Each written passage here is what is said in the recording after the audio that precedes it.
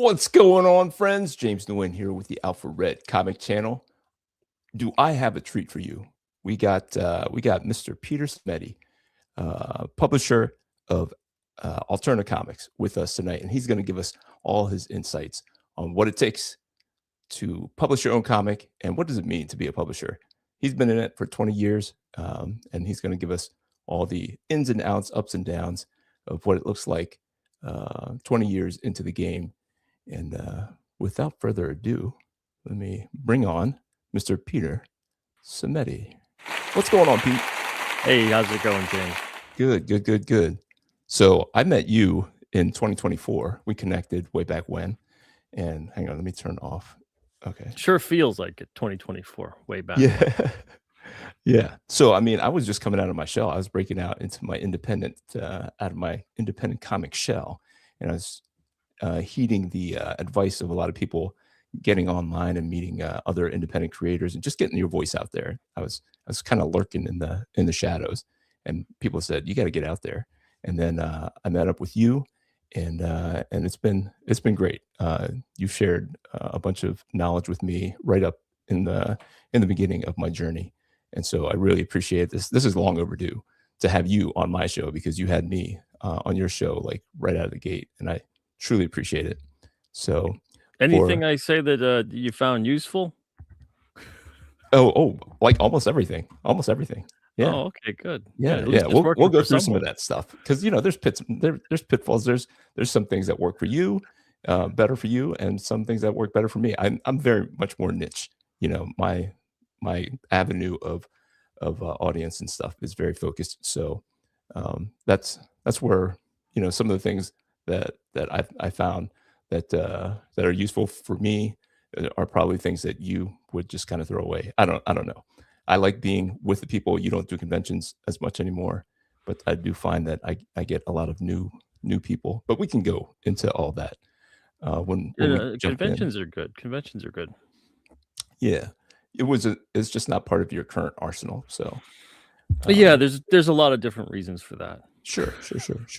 And we can get into that if you want. But for those that don't know who Pete is, he is the publisher of Alterna Comics, and Alterna has published over 400 creator-owned comics since 2006. Your books have been on the New York Times bestseller list. Your comic, The Chair, has been turned into a movie, and your current comic book, King Cryptid, is up to issue number 9, and you're currently crowdfunding for issues number 10 through 13. Is that still going on? Yep. Is it only going on the site, or do you have an Indiegogo or a Kickstarter? Right now, it's just going on alternacomics.com. First it was on Indiegogo, and it was also on the Alterna site. And then eventually we had like a little campaign on Kickstarter and Fund My Comic, but that was just like really a blip in terms of the backer pool.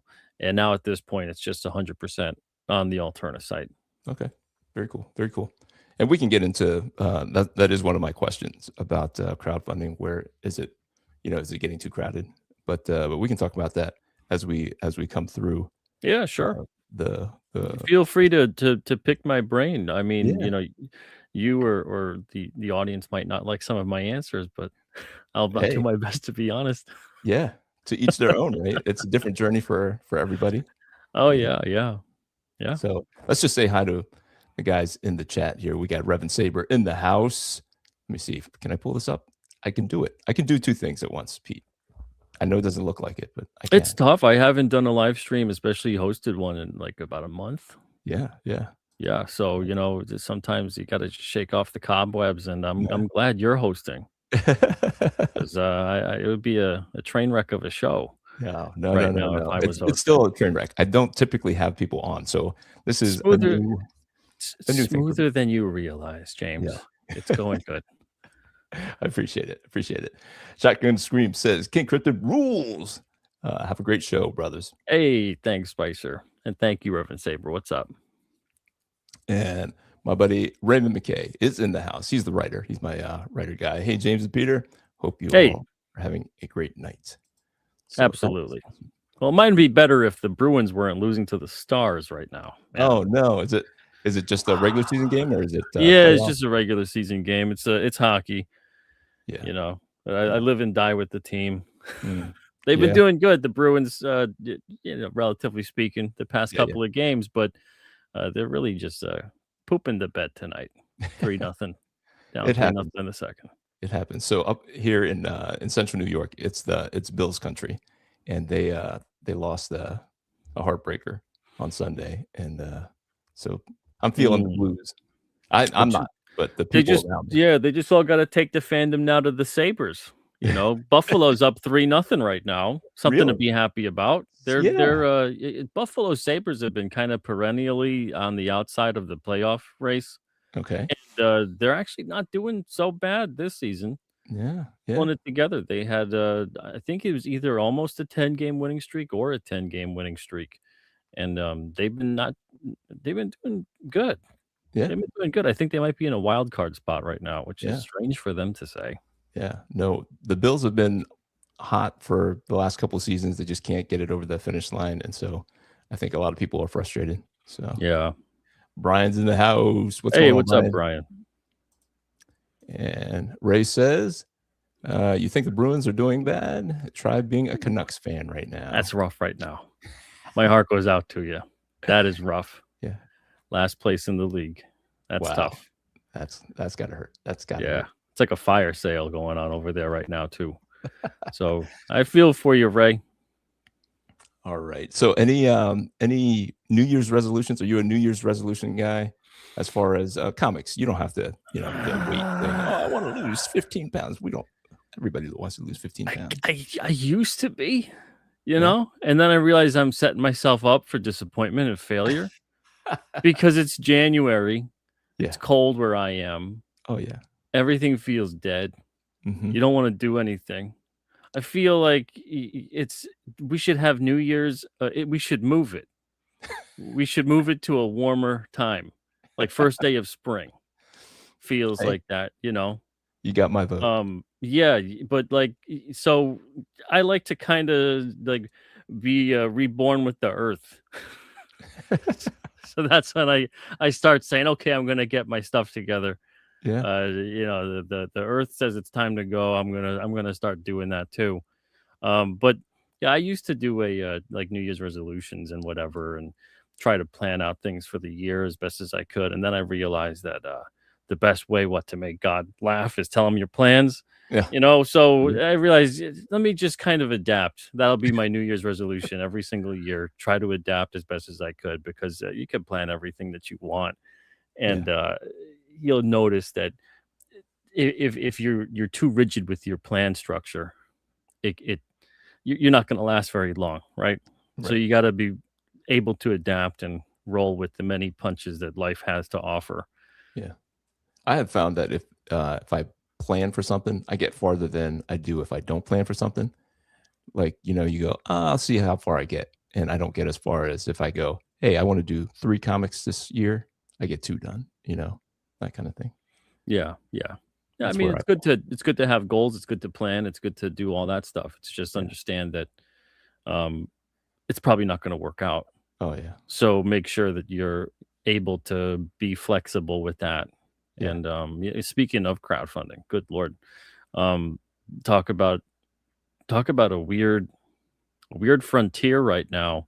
I don't Yeah. know how it's going for everybody else, but for me certainly Yeah. I'm it's planning one to start next month, and I don't even know how to think through it. You're thinking like, yeah. is it the rewards? Is it just not getting out in front of people? So, Yeah, and then everything's all over the place. yeah, It feels like the crowdfunding platforms themselves. It's I don't know necessarily what it is. It's probably a lot of different things. It usually is a lot of different things hitting all at the same time. yeah, But like the Indiegogo update, that I think was an abomination. It was so horrible, and on I the back end, I never liked it. terrible. I did Indiegogo once, and it was just like a poor man's Kickstarter, but a It little was bit a more dream compared to special. what it is now. Um, just really difficult as a project manager now. At least that's what I'm finding. Yeah, yeah, Uh, Kickstarter, I thought used to be better, but they're not so bad now. Um, None of the crowdfunding platforms is ideal. Yeah. Fund My Comic is, pretty good interface wise, but there's Mhm. also a couple different things that are lacking and could be desired. Yeah. And then even just doing stuff on your own site, there's all kinds of different pros and cons to that, Yeah. so it's a real weird situation as far as just platforms go, but then there's Yeah. also, like you said before, there's a bit of a glut. There's Mhm. and this is kind of where comics I think has been at for a long time, where uh now I'd say maybe the past 20 years, but definitely the past 10, we got more comics than ever before Mhm. with less places to sell them at. Yeah. Yep. And that doesn't make economic sense. No. And when you have something like that, like the noise to signal ratio is insane. Yeah. There's so much noise you have to cut through. And crowdfunding is a weird animal where people might have a bad experience or a couple of bad experiences and then kind of broad brush the whole Yeah. thing with that. And I Yeah. can't say I blame them. Yeah. Um, Even though crowdfunding, every single project is different, every single creator is different.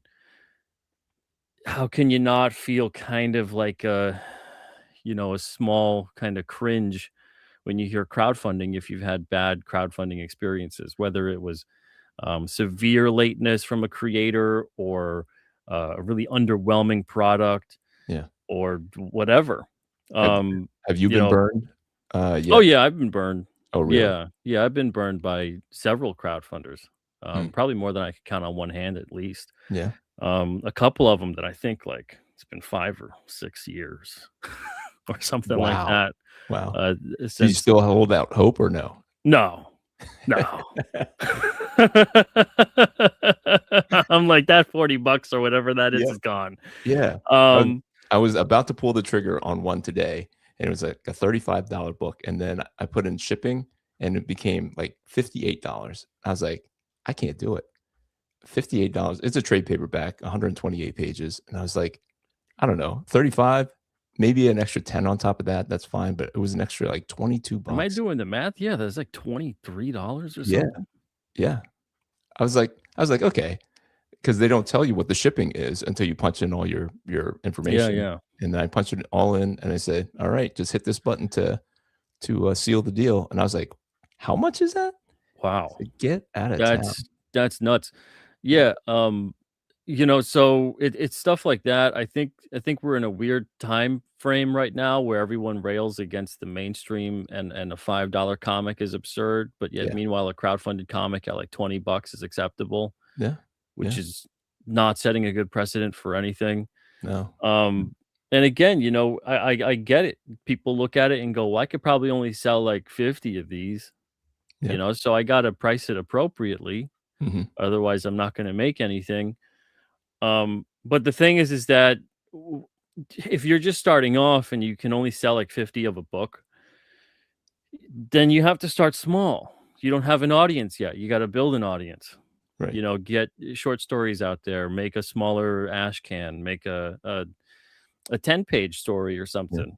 yeah, And jam with someone else who's got like no experience and no audience either, and just get the word out there and work for as little on it as you possibly can, because you're not working for exposure. Heaven yeah. forbid, when you're starting out, you should never work for exposure because you don't want to expose yourself in that way because you suck. You want to work for experience, Yeah, yeah. so that's what you're working for. Oh, And it's that's good going to take advice. you roughly 5 or so projects Mhm, and maybe as many years to get enough experience where you feel confident in some scope. sure. And then hopefully along the way you didn't screw up too bad, Yeah, and now you got kind of an audience. yeah, But there's a yeah, lot of people out there that go right off the bat and they go, "I'm going to make a comic and I'm going to get out there. It's going to be like 15, 20 bucks a piece." And then more than like maybe 90% of them probably crash and burn to some extent. They have a bad experience, their readers have a bad experience. No one wants to make comics, then no one wants to read comics, yeah, and it just the cycle begins anew every single time somebody comes on doing that. And I don't know what the rush is to make the comic, and sell it at an astronomical price. Right. I get that you want to sell the comic at a decent price, Yeah. maybe if you're crowdfunding $5 to $10 depending on the size of the comic. Um, but other than that, especially if it's within your first 5 projects, don't even. Yeah. What are you doing selling it over like $10, especially? Yeah. So there's a lot of weird practices that take place in crowdfunding now because I think people that are coming into it, they see like a pro making like maybe like a 60-page book or something and they're pricing it like 25 or whatever Mhm. it is. But it's like that pro's been doing it for like 20 to 30 years or Yeah. whatever. Yep. That's You're what I'm just seeing, starting out. just talking to people, just seeing how they set up their crowdfunder. I'm like, "You can't pull that off. You can't pull off those many, whatever covers, like, variant covers. You can't pull off like, there's Yeah. no way." And, like, the amount of money they're asking for is, like, in the tens of thousands. I'm like, "Bro, I know that's what it might cost you to recoup, but that's not realistic." But No, yeah, it's not realistic. And um I'm noticing that the pattern of unsustainability that is in the mainstream level of comics is really hitting the indie level pretty yeah. hard, Mhm. and it's created a weird landscape. And then when you couple that with the networking just isn't there the way it used to be because a lot of people are takers and not givers. Yep. A lot of Yep, yep. people like yourself here, you'd like to reciprocate, Yeah. so you've been on my show and you want to talk to me because I've talked to you and you're Yeah. like, hey, let's have a conversation. I've got a channel now and I'm doing stuff, and you reach out, Yeah. and that's honestly how it should be. Yeah. But a lot of people aren't that way. Yeah. A lot of I people are, like, what can you do for me? And then when you do that for them, they kinda thank you and they go on to the next person, and then you probably never hear from them again. Or if Yeah. you do, you hear from them because, they're hitting you up again for some Yeah. free promo. Yeah. And I got no problem with promoting people. I've had, like, close to 300, 350 something live shows, and I've Mhm. had a lot of guests, and I've had open mic type shows Yeah. for years. Um, but I gotta tell you, man, I'm hitting a wall with people.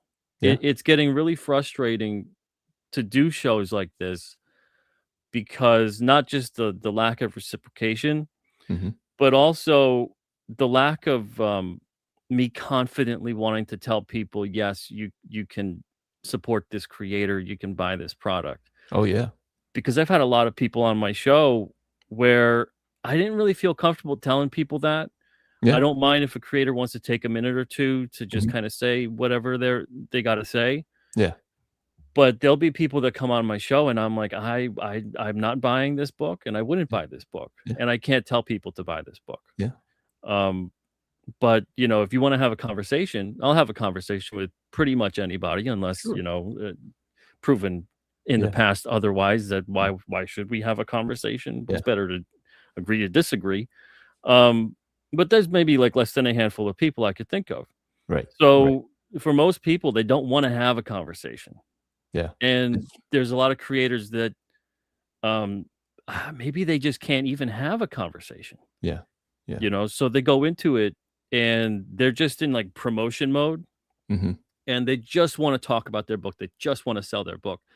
Yeah. But the thing is that if you don't really have anything to say beyond like buy my book, here's what my book is, Right. um dude, you could put out your own video. You Yeah. don't need to come on my show, have a conversation with me or Yeah. anybody else, Oh, yeah. um, and get involved that way. Yeah. You can just make your own video and just pitch your book to the potential audience that's out there, and Sure. that's it. Yeah. So you got to kind of have somewhat of an ability and a comfortableness about you to have a conversation outside of that, Yeah. and it's a strange scope. Like I Yeah. said, it's a very weird landscape right now. Yeah. So, one of Yeah, the questions I had for you was, what's the difference, in the indie scene, um, since 2006 when you started? What did indie publishing look like then, that's a and good question. compare it to now? Like, when you That's a were entering in, that's a really good question, James. Image Comics was 14 years old, and here's Yep. young Peter Simeti, 22, hopping in there. I can do this too. Why didn't you go to Image? Why didn't you go to another independent publisher? Why create your own brand? Well, I gotta say, I didn't go to another publisher, um, because I knew I wasn't good enough. Oh, I knew I needed a lot of work. Um, and I didn't know what I wanted to do in comics. I just know I wanted to make comics. sure. So I didn't know like that I like writing it, that I like drawing it. There's so many different aspects of it that I want to do lettering, that I want to ink, that I want to color, whatever it was. Um, Basically fresh out of college at that point, and I figured, let me give this a shot, and I'll make my own book, as horrible as it may be. I'll make And my what own was book that book? just to kind of. It was called Spectrum, Okay. and which means something entirely different now for a lot of people. Yeah. This had to do with like the light spectrum, Okay. and this dude invented this like a suit that could turn into like utilizing different light rays, uh, do all kinds of different things, go invisible, hard light, reflective stuff, whatever it is, and only did 2 issues of it, but I learned a lot, even though the book's pretty bad. Um, I Now, learned a was lot that about what I Alterna? liked. Was that officially That Alterna? was like the very first Alterna book. Yeah, Do you yeah. do you have, like, an Alterna birthday? It's coming Yep. up on 20. It was January 6th. So it passed. Yeah, so it Happy passed. birthday, Alterna Comics. Yeah, Nice, nice. yeah. Now So, do you think so this about is our that? Do you, like 20th year. when January 6th comes around every year, you go, "It's another year," or no? Is it a special thing, or you, like, celebrate Kinda, the yeah, I anniversary? think about it, in both good and bad ways. I reflect upon it.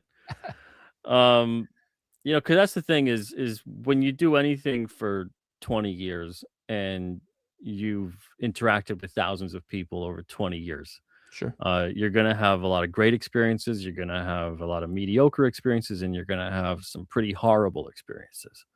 Yeah. So every time the birthday rolls around, they always just kind of come crawling back like ghosts of the past. So, the good, bad, and the ugly, right? Yeah. So, yeah, the 20 years ago, like I knew I wasn't good enough for a publisher, and I knew that beside not being good enough for a publisher, I also didn't know what the hell I wanted to do with comics, and if just wanting was enough, Yeah. could I actually do it? Yeah. And not even do it well. I mean, just do it. Right. Just make the damn thing, right? Mhm. That's difficult in and of itself. Yeah. Um, so I did And it, you're and doing it I full learned time from now, it. right? Can I clarify that you do it for a living now? Yeah, Alterna is yeah, your only gig? yeah. I mean, living is such a subjective word, James. Well, you don't have, While like, I am a indeed side alive. hustle. Yeah. You don't have, like, a side hustle, like, my comics is my side hustle, I have a full-time job, I sit there for 8, Side 10 hustle hours is a day. also a bit of a subjective word, James. Yeah, sure. You're not wrong. You're not wrong. But it's so you do what you got to do, right? And Right. that's why I started doing the printing in house too, so I could Yeah, also do this for other people and make money doing it yeah, as well. yeah, But that's like a whole other, come full circle sort of thing. yeah, So doing this comic stuff back in the day, it really kind of taught me what I liked doing, what I thought I was better at doing, and where I felt I had a lot of shortcomings. And mm, where there were shortcomings, I would hire someone, right. you know. Sure. And that's kind of how it really should be. I see a Yeah, lot of people out there struggling, mhm, like writers that can't draw, or artists that can't draw, right. or whoever. If you can't really write, you can't really letter, Mhm, whatever it may be. And there's tons of people out there, believe it or not, that yeah, are somewhat more skilled than you might be, right. and you can hire them, Yes, yes, and that should be a practice yes. that is done. Uh-huh, Of course, everyone wants to hire someone who is like an A-list level type talent or whatever it is, and mhm, well, that costs a lot of money. Maybe you're better off if you're starting out, hire somebody that you can not only afford, but really wants to kind of work with you too and build up their resume. exactly. Because that's something else. I see a lot of like first time artists that are like, oh yeah, 200 a page. Mhm, I'm like, do you go to like any job that you're just starting off at and be like, yeah, what's the highest level salary you got? That's the one I should get. And it's like, well, what experience do you have? Do you have anything to show that you deserve? No, I don't. I'm starting off. I really want it. I really want it. I just need a Really, chance. yeah, I really, really want this money and this job at that rate. It's like, okay, well, I'm not your guy. Good luck Mhm. with all of that, and that's wonderful if you get it. Yeah. Um, but there's a lot of people that don't understand even their page rates when they're astronomical. It goes, okay, well, let's say you're a brand new artist, you're $200 a page, whatever, and that's what you think you're worth. Mhm. Okay, so now let's say it's a 30-page comic, and that means that that's going to be a $6,000 fee to hire you. Mhm. All right. Let's say no one else is getting hired to draw it. So the writer is hiring you and then they're doing the rest. Right. Right. So just it's a flat $6,000 just to make the comic at that point. We're not even counting printing. We're not even counting any of that, whatever. Mhm. So $6,000 off the top. That's what that comic has to sell to break even. And again, I'm not even counting how much it costs. So it's not really 6,000, but we'll just say it is to keep it clean. Yeah. Most first time indie level comics are not going to sell $6,000. Mhm. So what that effectively means is if you are a newcomer and you're not proven, you're not a known quantity, you don't bring any value to this other than your supposedly wonderful art. Um, you're not going to do any service to yourself or to the person hiring you because they're never going to make a book again if they're smart because they just realized they lost a lot of money Yeah. and this was a money pit, and I did Mhm. it, bucket list, done, move on. Yeah. And then that means that you're gonna constantly cut your clientele down. So you're never gonna get a job eventually. You're gonna hit a wall where you're gonna not have people pay with you, with what you want. Yeah. So Mhm. you have to start off at a reasonable rate, either if you really feel comfortable with wanting to take on a lot of work, you do the like, I'll work for like $20 a page or something, you know. Yeah. If you want to get a decent amount of work, maybe $50 a page, 75, if 100 you're starting to flirt with, okay, what else are you bringing to the table and also how good are you? Sure. Once you start going above 100, it turns into, okay, we really have to seriously, you got to be bringing something. And Yeah. there's a lot of people out there you hire for a comic and they won't even mention they work on the damn thing. Mhm. So a lot of the time, people don't even help you promote Yeah. that you hire for the creative team thinking that they would. Yeah. They'll be happy to work on it. They'll do as good of a job as they can, but they're not really going to spread the word for you. Yep. So you're not even going to get any kind of version of their fan base Yep. coming in to support that book because Mhm. they don't spread the word. Yep. So all these things you have to take into consideration. Yeah. And that's what makes the playing field a bit tricky.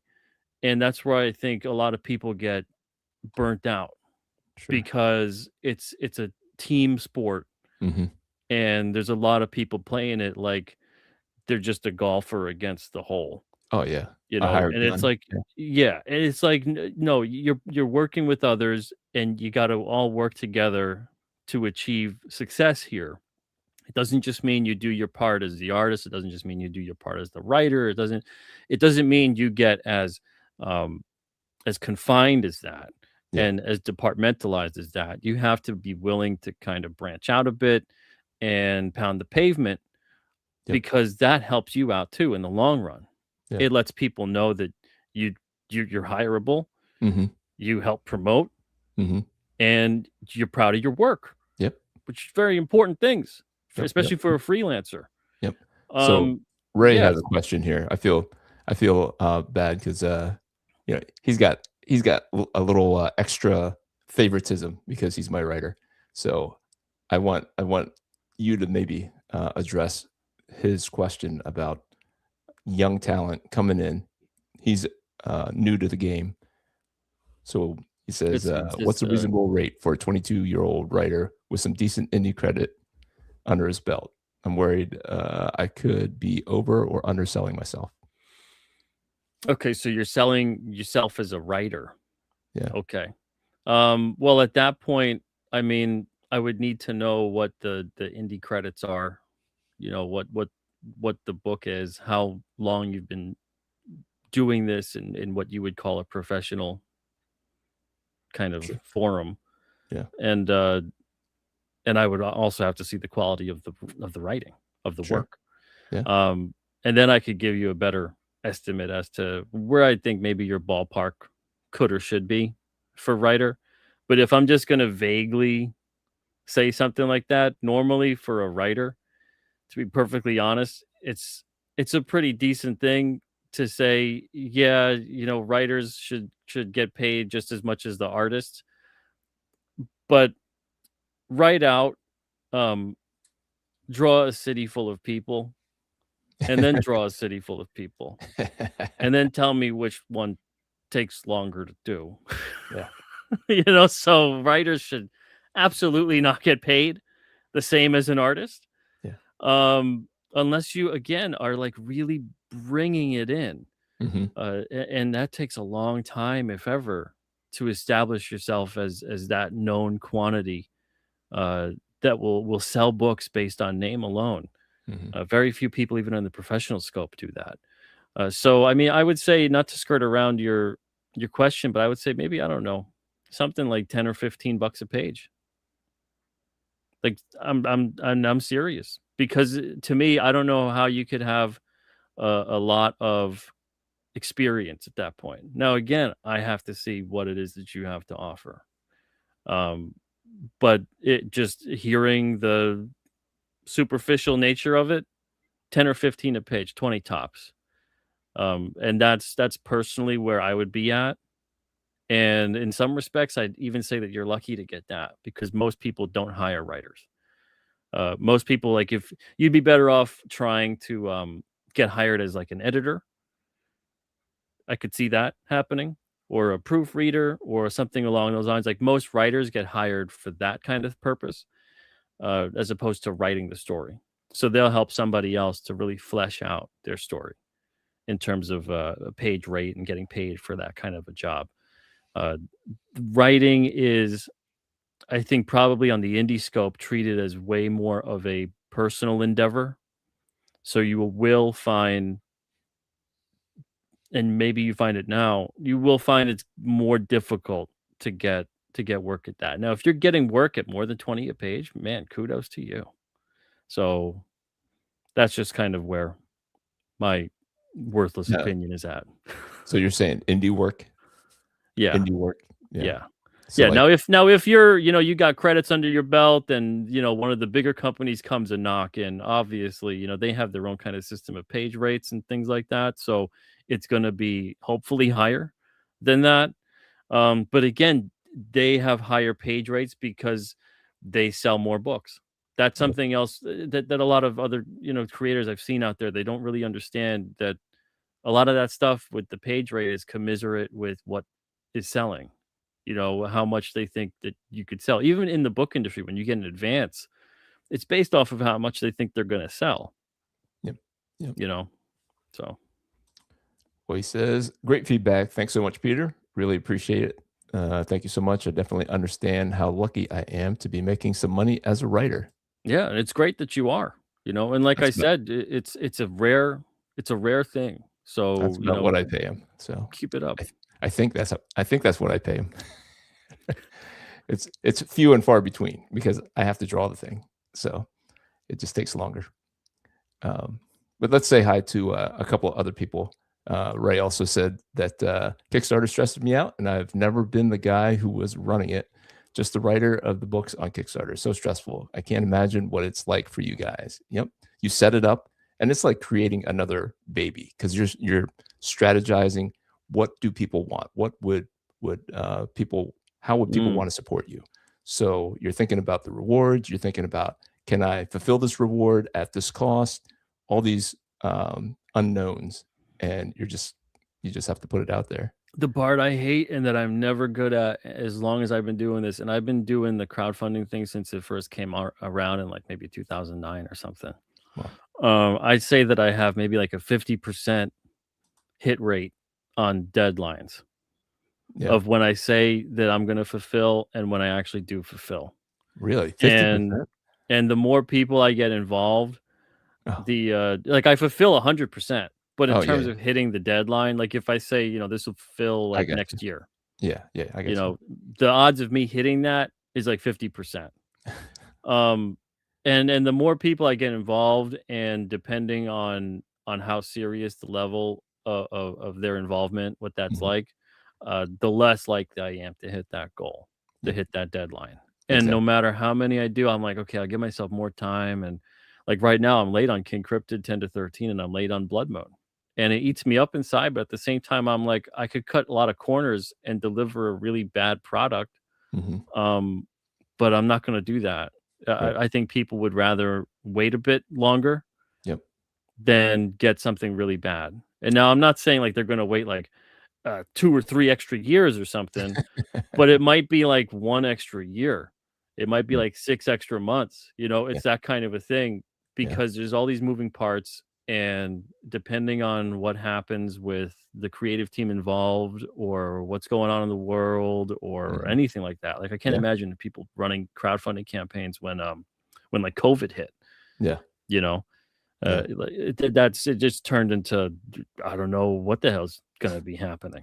When this is gonna get fulfilled, let alone how is life gonna progress past this point.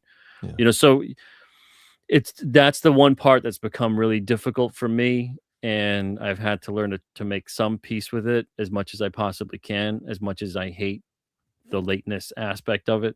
Hmm. Um, it is what it is, and at this point, it just I wish it was different, but it's not. So the Yeah. only thing I could do is apologize and honestly reassure people that no matter how disappointed they could possibly be at any project of mine being late, please know that I'm probably about 5 to 6,000 times more upset at myself than you could possibly ever be. Yep.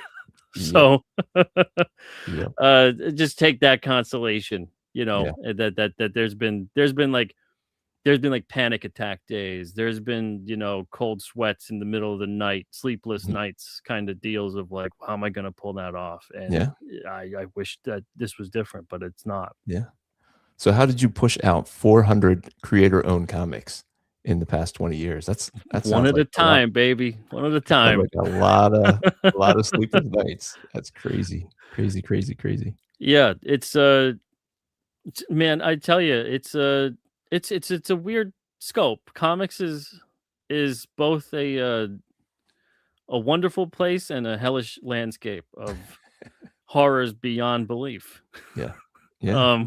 So getting like 400 something comics and graphic novels published over the span of 20 years as an independent that doesn't have a staff. Yeah. Um, I still don't really know how I did it, other than to say like I racked up some decent debt. I'll tell Yeah. you that. um, but it's one of those weird things where if I could go back and do things differently, I would. Yeah. I don't know how I'd do them differently and if I'd end up differently in a different place, because I wouldn't have the knowledge. If I could go back with the knowledge I have now, it'd be way better. Yeah. But if I went back and just, my mind's wiped, I just have to make different choices. I don't know if I end up doing a lot of different choices because I Yeah. thought I made a lot of ones as best as I could with the information I had at that time. Yeah. Um, but over that course of time, I learned that there's nothing you can do for a creator because Alterna is 100% creator owned. So Alterna Yeah. doesn't own anything. Right. The creator owns. It's like Image. The creator owns everything. Only not like Image, where Image charges like a fee per book put out, and then it's kind of like this reverse advance in a way. Alterna doesn't do that. So the only thing I could say is over that course of time, I've met a lot of creators that they are either motivated and passionate about the book they're making, or Mhm. they're not. Right. And it doesn't matter what you do or say or how you try to help them. When someone is not, when they Motivated. don't Mhm. care as much as you, the Right. person, so if I care more than the person making it, Mhm. there's something wrong there. Yeah. So And how did you go from just doing yours, to doing other people's, like, publishing other people's work? And what does that look like? Because that's is it different from publisher to publisher? You were saying Image has a different, business model, a different philosophy maybe as to what the yeah, I mean, responsibilities with of. some publishers where they're indie, but they're not creator owned, Mhm. they either own a majority of it or they own 50-50, or, whatever the deal may be. Yeah. So indie is not all created equal. Right. And there's been some people over the years where, they tried to leave a publisher and they got uh, kind of screwed out of either their property or buying out the publisher's ownership of their property. Yeah. So there's a lot of differences across the board with how publishers do stuff, and everyone's pretty much different. Yeah. But for me, we always just had submissions, and there's only maybe the past 2 or so years where I really haven't had open submissions. I'm not really looking to take on more projects or new projects, and we had people submit. And then among all the people that submitted, I'd say it's probably only maybe like 2 to 3% of everybody that ever submitted that I accepted the project. Yeah.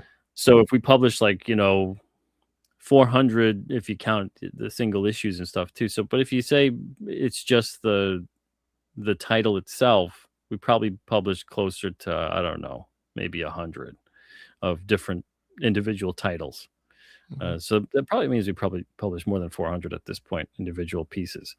But so, it's like maybe 1 to 2% of that. I can't really do the math right now. I'm sure it's a high number, but it's a lot more rejected than not. Yeah. Like 98% rejection rate. Yeah. Wow. Um, So, and like, yeah, what are you looking for when you were taking submissions? What were you looking for? Was it story? Was it art? Was it a combination? Was it the creator? yeah, it was kind of all of the above. You know, Mhm. um, there's a little bit of a gut feeling in it. The final deciding factor is always, would I buy this? Like I Sure. could I could say that at the point in time when I published anything, I would have bought that book if someone else published it. Yeah. Looking back, there's books that I go, yeah, now I would not have bought that book. But at that point in time, when I published it, I would have bought that book. And in Yeah. many ways, I bought hundreds or thousands of copies of that book Mm. just Yeah. to resell them, which is kind of what publishing is. Yeah. So yeah, it would be taking into consideration the quality of story, the quality of everything involved, making that story, the creative team involved, and especially the creator that I'd be dealing with, who is the rights holder.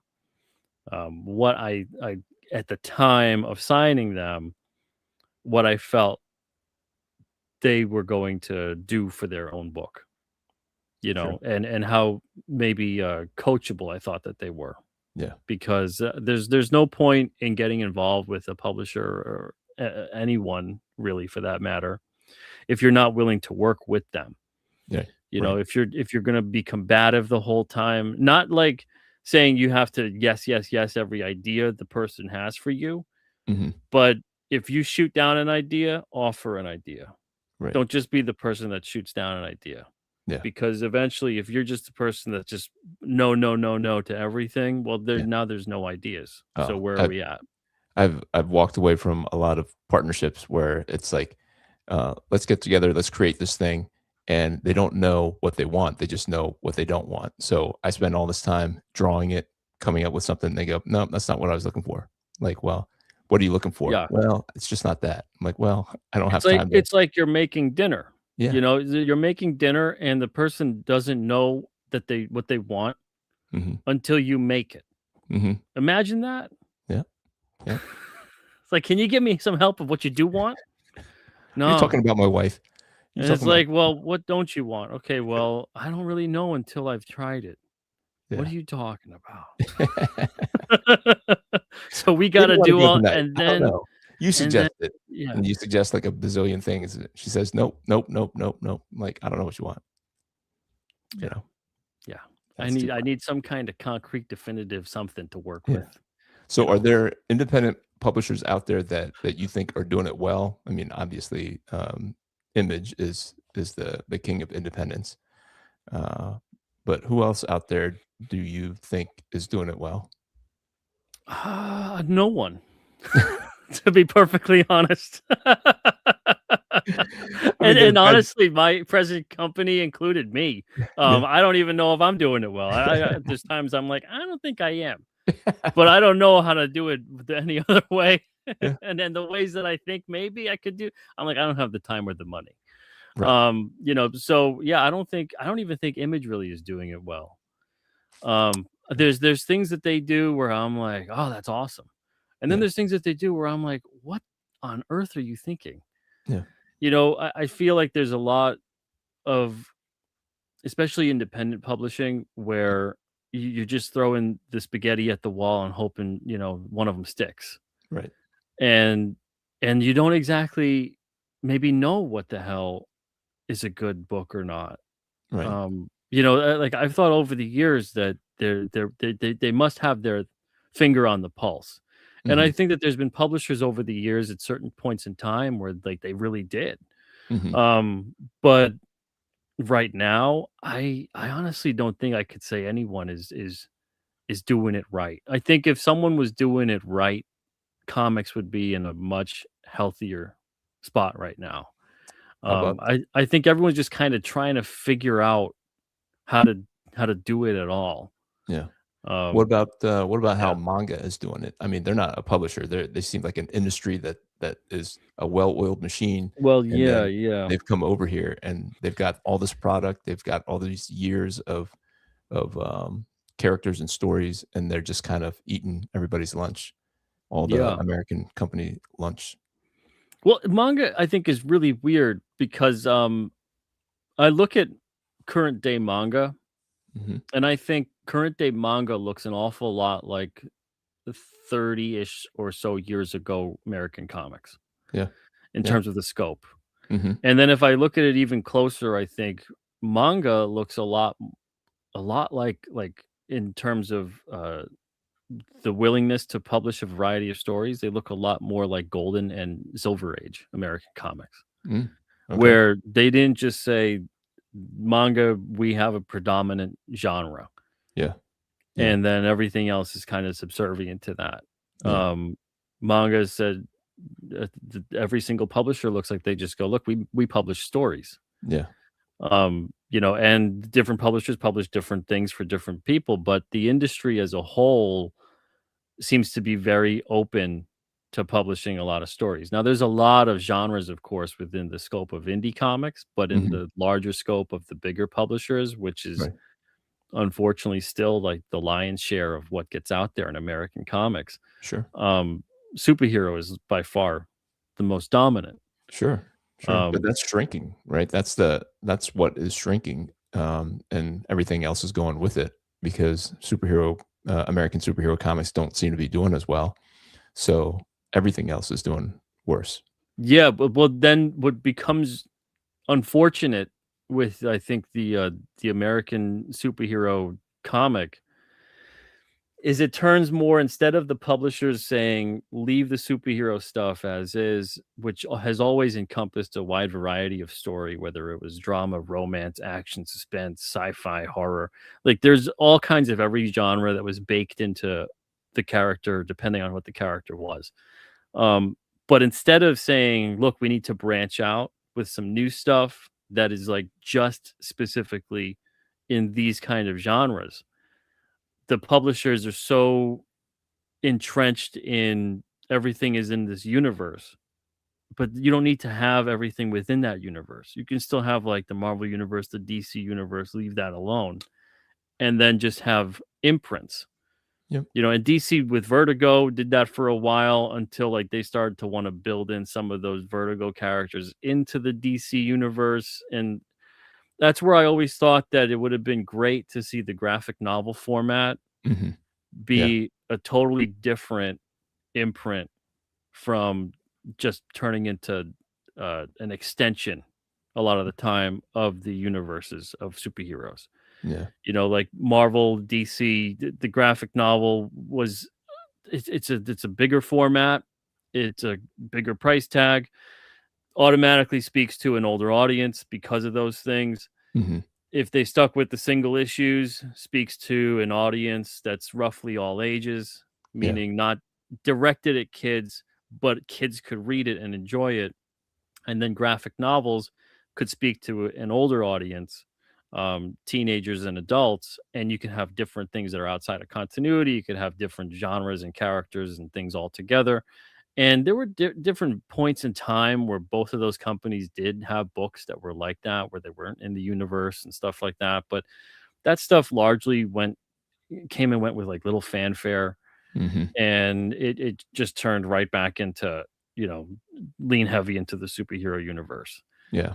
And Yeah. that's the part that I think is always so unfortunate about American comics, and where I think manga is currently kicking our butts, Yeah. because we think it's about everything other than story. We think it Right. must be about the art or whatever it might be, and yeah, all that stuff factors into it, but Sure. um, first and foremost, it's just we've really painted ourselves into a corner. Yeah. Yeah. No, I don't know what the lesson is that we need to learn in the West about how to create, more addictive comics that, everybody will buy. I don't know if it's cheaper. Yeah. I don't know what the whole, thing is about it, but kids come up to my table at a convention, and, I say, "What do you like to read?" And they'll say, "Manga." I'm like, "Well, these are comics. Manga is just Japanese for comics." They're like, "No, it's different." I'm like, "What's different about it?" And they flip through my book and they go, "It's just different." I'm like, "What is it?" So that I can, gear myself towards, because I just have a story to tell. If I have to reformat it, then let me know. If I have to draw it smaller in a little square Yeah, instead well, of I mean, especially that's the thing that's so strange, is that this stuff speaks to people in a way so much that they're learning how to read again. Mhm, Like, the mhm. way that you would have to read a traditional manga is different than the way you would read Yeah, normally with an American comic. yeah, And if you were to present an American comic to someone and say, "You're gonna have to read this thing from bottom to top, right to left," yeah. they're gonna go, "What?" And then you're gonna have to read it from back to front. Yeah, That's how you read my book. yeah, They're gonna be like, "What?" And then you have to also read, like, page 1 and then page 7 and then page 4 and then page 8, and then yeah, you just bounce around. The page will tell you where to go. They'd be like, "What are you can you just make a book that's just normal so I could just read that the way I yeah. know how to read everything?" Mhm. But meanwhile, manga comes along and is like, "Okay, you read this in a different way that you would read anything else," and kids pick it up, Yeah, and everybody else that enjoys manga picks it up, and then they go with it and they stick with it. yeah. And I think we're doing a really weird, I think we're overanalyzing Mhm, a pretty simple problem when it mhm. comes to manga. It's just it's way more engaging for the audience. It's easier to get into. It's not constantly turning into like reboot, retcon, et cetera, et cetera.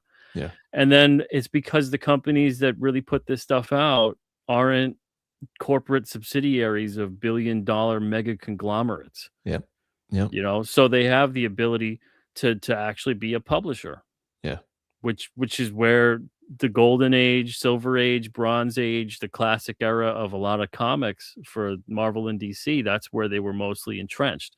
Even when Marvel, not Marvel, but DC was owned by Warner Brothers in the 70s, it was still pretty much treated like, okay, the comics can do their thing, and we just kind of look for things to adapt when it seems appropriate.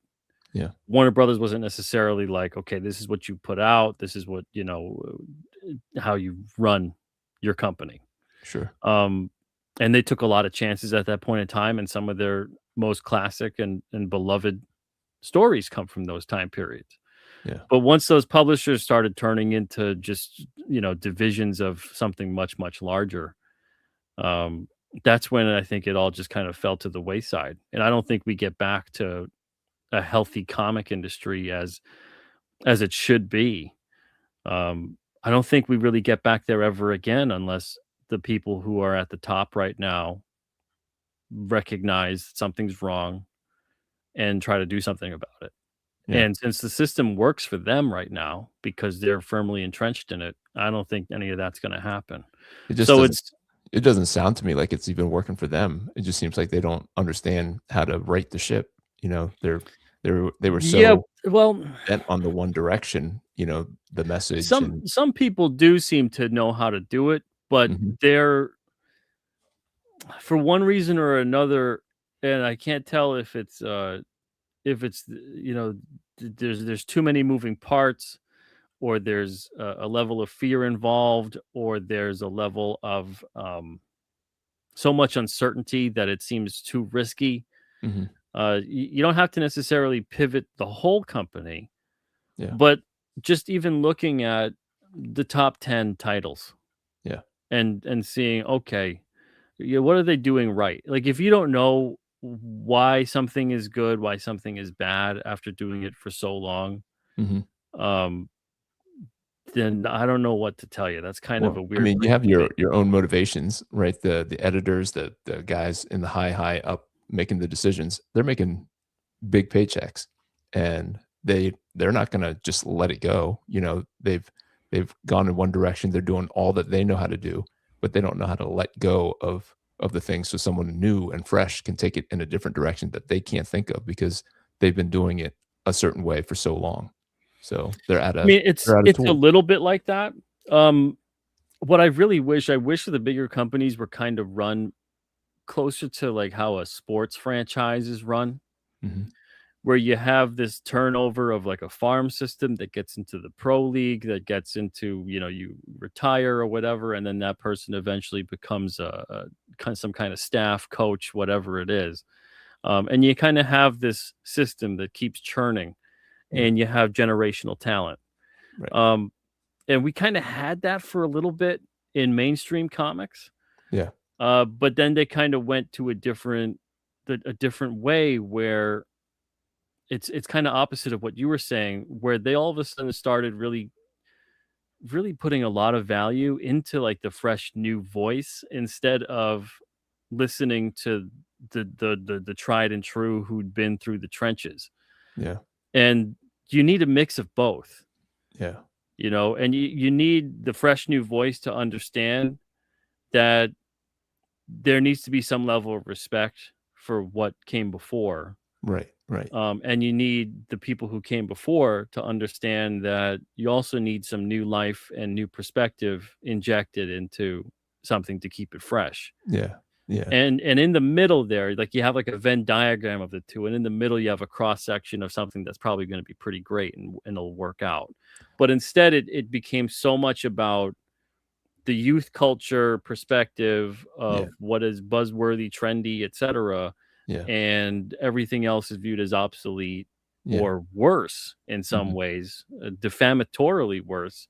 Sure. And then you get the current state that we have comics in now, that it's trying to climb out of that 10 years or so where it was really doing that. No, But yeah. what I was saying was I think they were chasing, the age of the reader, like, I don't know how old you were when you picked up a comic, but, I was like 12, 13, 14, somewhere in there, and if you're chasing the 12 or 13 or 14-year-old, and if you're like a 60-year-old guy who's been sitting in that office for whatever, you just turn on the TV and you say, "What's selling to them?" And then you try to recreate it in your comic, and you blow up the whole thing trying to chase after those new young readers.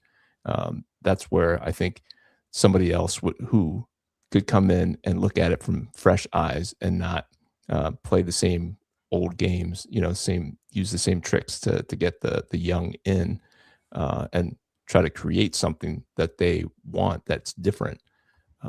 Then you're just going to get you just destroyed the whole thing, Yeah. Yeah. chasing an audience that doesn't exist because they're Yeah. already getting that somewhere else. Well, that's the problem too, is that you get a lot of lack of understanding that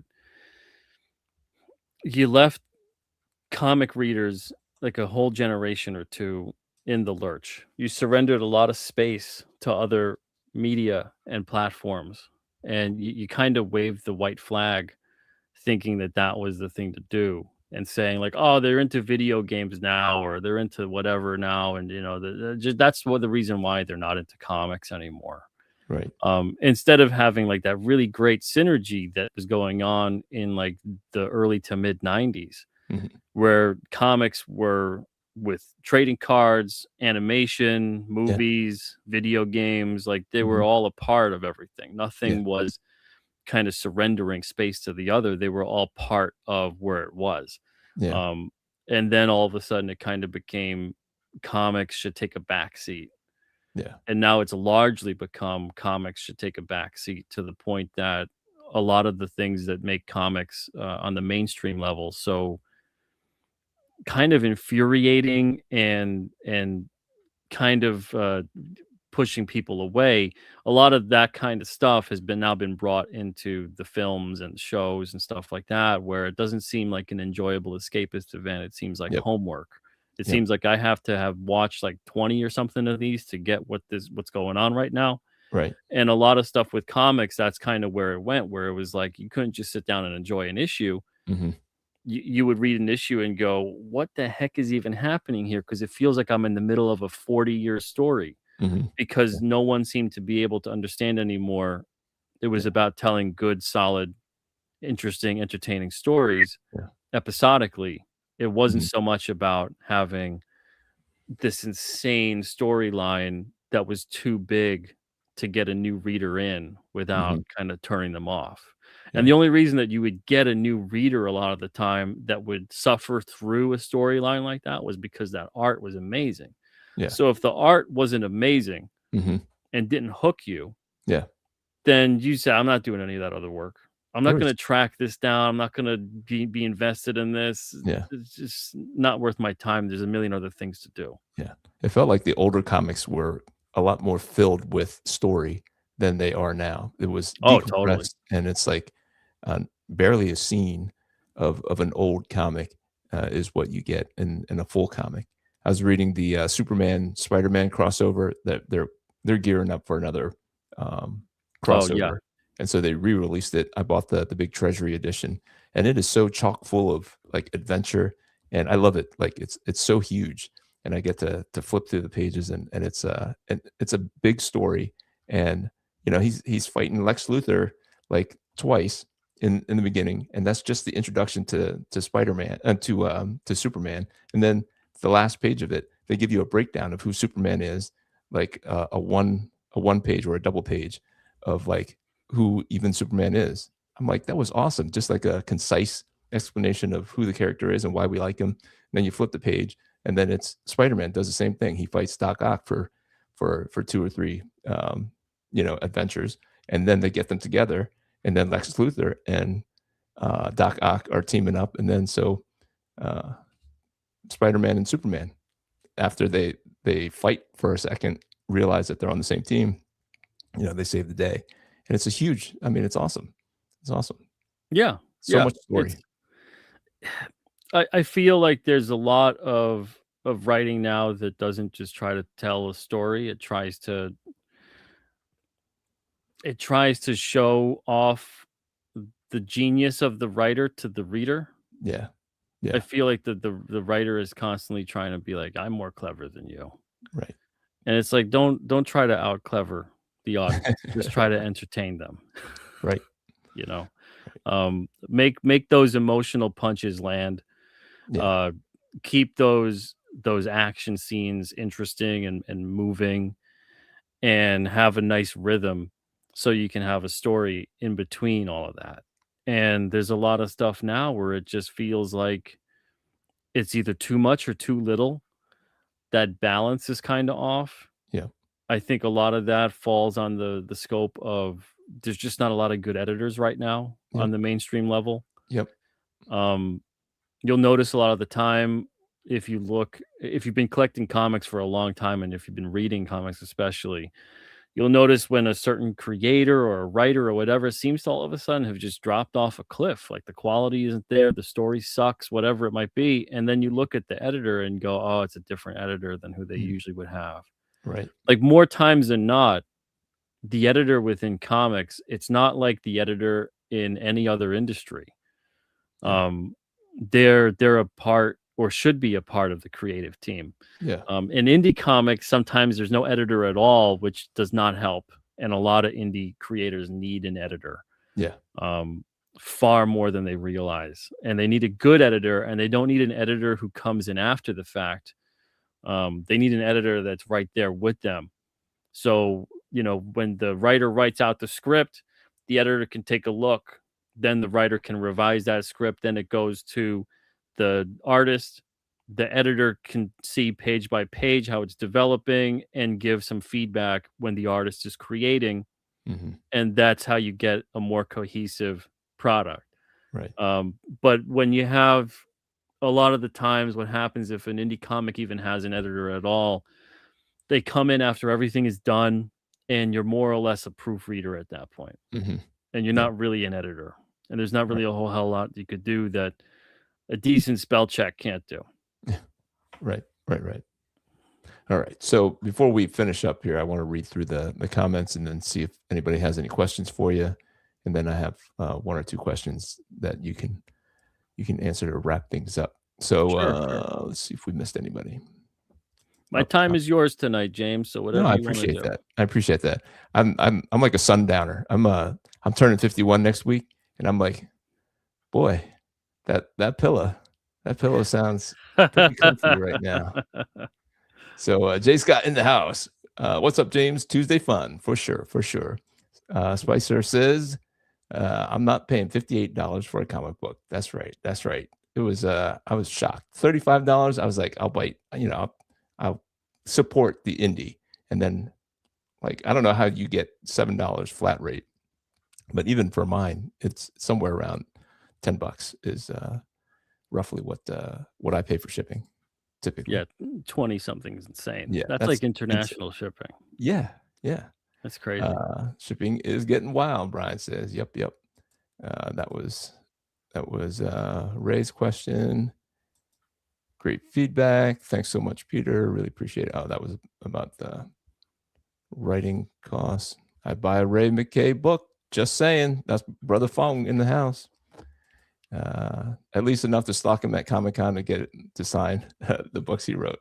So Fong did catch Ray at the San Diego Comic Con last year and had him sign some Alpha Red comics. So Oh, nice. Very nice. Sean Davis says hello. He's a Starcross comic guy, fellow Starcross comic guy. Thanks. That was fun. Spicer says the secret is satisfying stories. I've read so many indies and have rarely had a coherent story or satisfying ending. I hear that. I hear that. And Ryan from Zebra Comics says, hey guys, hey guys. All right. That's it for the comments. And so my last question for you, Pete, is when independent guys are coming, I wrote it down here. Are independent guys? No, nope, nope.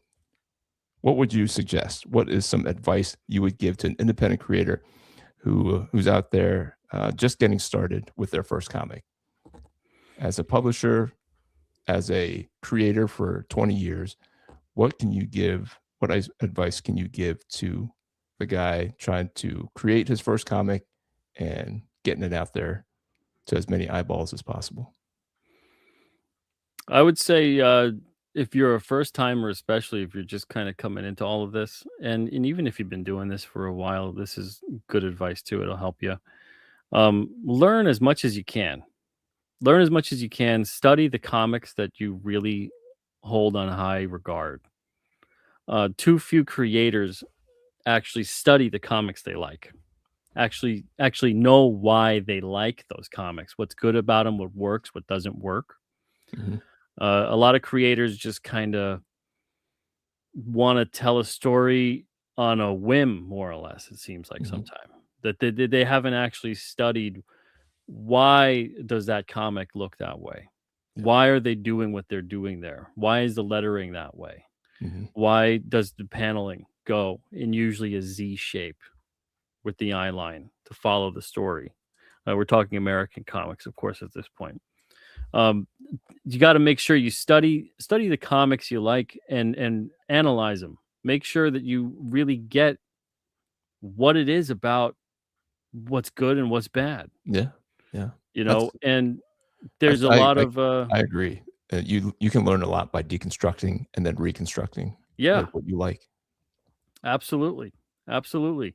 And that's kind of going to give you the best education you could get by actually really getting in there and looking over exactly how things are done. And Yeah. even if it means if you're an artist, even if it means like redrawing your favorite comic or Mhm. comics, Oh, I just for the purpose of, research and teaching yourself. yeah. That's You know, good that advice. I've never tried that, never thought of that. Is Yeah. that something that you've heard people do? Oh, yeah, yeah. Oh, Because it also will help you kind of bake into your subconscious about how do you frame a composition, how do you sure. work things out on the page, Mhm. how do you leave room for lettering, Yeah, all of that kind of stuff. yeah. Um, so there's all kinds of different things, and then if you're a writer, really make sure you dive into character development and plot development. Make sure that you can identify, well, which one is really the driver of your story. Mhm. If both are driving your story, make sure that you're really working it in so you can actually have a nice rhythm there and Right. a balance of both the characters and the plot. Mhm. And even just it's not difficult in terms of what you're really looking for. But I Right. think for some people, it's gonna become difficult for them to put it down into why they feel this works. Yeah. Why does this and you wanna view it almost like you're like a teacher grading a paper, Right. you wanna assess what was successful about this, what wasn't. Yeah. Even if it's a classic, you could still write around how you felt, Sure. what worked on this page, what doesn't, what was confusing, Mhm. what needed to be clear. Yeah. So it's all these little exercises that you do before you even start really making your own comic, that really helps you build into what you're going to put into your comic, so Mhm. that you get to a point where you want the creative process to almost be like second nature. You Yeah. don't want to sit there and really contemplate, well, how do I put that image on here again? How should I position this person who's Right. talking? The Mhm. first person talking, how come I don't put them all the way to the right? Why Mhm. would I start that at the left? It's like, well, you don't have to really think about that if you've actually been studying a lot of the comics that have been around for such a long period of time. Like we have such a wonderful vantage point of Mhm. there's so many great comics that have been made at this point that you could just go to, and even the mediocre ones you could still learn a lot from. Yep. Yep. But again, people are kind of really excited to get into just creating their own, that they Mhm. don't think about what went into the creation of tens of thousands of others. Mhm. um, and by actually diving into that, you'll help yourself out, and you'll help yourself avoid a lot of pitfalls that honestly you're not going to find in like a how-to book. You're not going to have a pro point it out to you. um, you'll be lucky if you can find an editor that'll do that and that knows it well enough, but they had to dive into that to do that as well, and to get familiar with it enough to do it. So yeah, if you're just starting off, just spend a lot of time learning.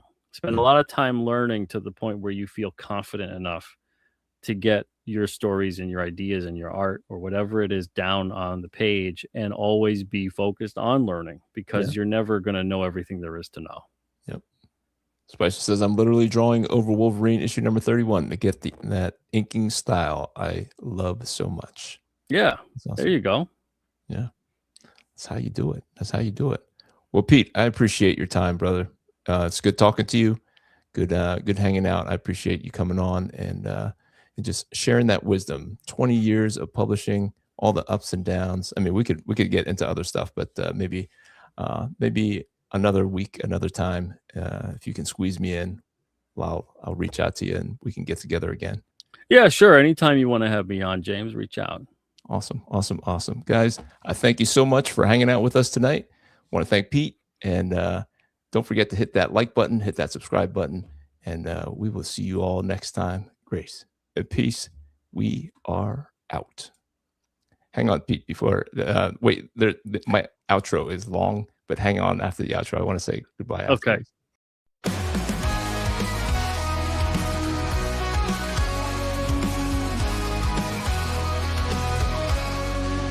From the shadows he rises with courage in his heart, a beacon of hope.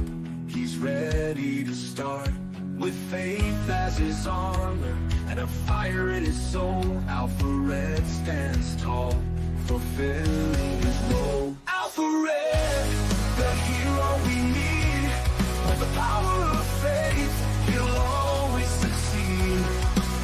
Fighting darkness, he'll never dread. For the world is safe with Alpha Red. Red. In a world full of chaos,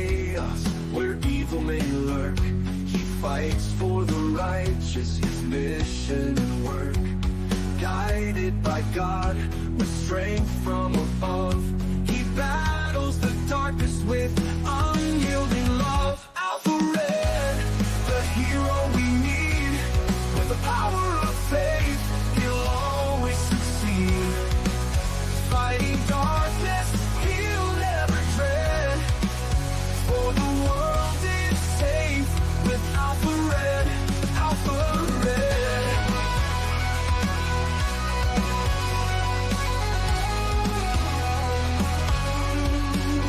When the night seems too long and hope seems so far, look to the skies, we'll see his bright star. With a prayer and a promise, he faces the fight. Alpha Red shines through, the beacon of light. Alpha Red, the hero we need, with the power of faith, he'll always succeed.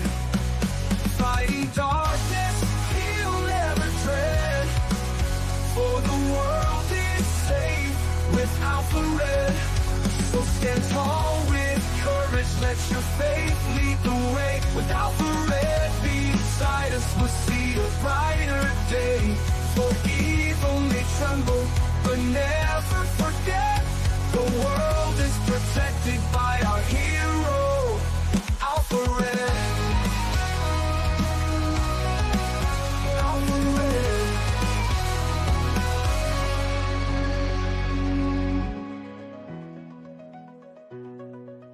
Alpha Red.